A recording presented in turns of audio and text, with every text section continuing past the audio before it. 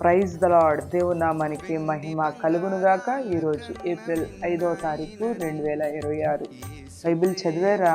నేనైతే ఈరోజు జెఫన్యా గ్రంథము అలాగే హగ్గై గ్రంథం చదవడానికి దేవుడు సహాయం చేశాడు. జెఫన్యా గ్రంథము 1వ అధ్యాయము 18వ వచనంలో ఏమని రాసి ఉంటుందంటే, యెహోవా ఉగ్రత దినమున తమ వెండి బంగారములు వారిని తప్పింపలేకపోవును. చాలామంది అనుకుంటారు, నేను చాలా సంపాదించి పెట్టుకున్నాను, ఎలాంటి కష్టకాలంలోనైనా నేను బ్రతకగలను అని అనుకుంటారు.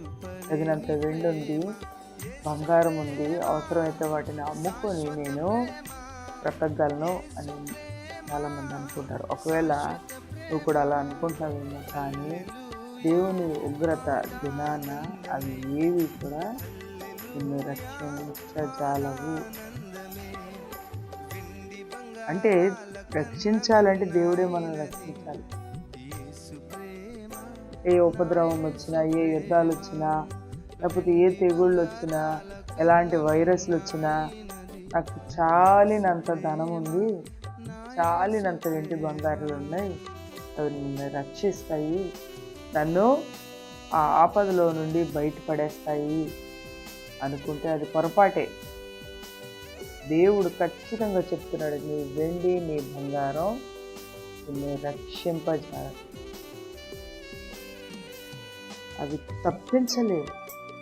తప్పించబడాలి. మనం తప్పించబడి దానిలో నుండి మనం బయటపడి మళ్ళీ మామూలుగా మంచి జీవనం కొనసాగించాలి అని అంటే మాత్రం దేవుని సహాయం మనకు ఉండాలి.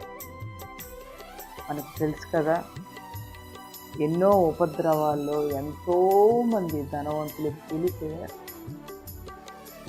ధనము లేని వారు బ్రతికిపోయారు.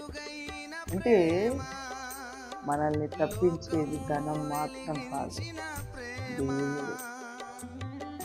తప్పించాలన్నా, మనల్ని ఆశీర్వదించాలన్నా, మనల్ని మంచి మార్గంలో పెట్టాలన్నా దానికి కారణం దేవుడే.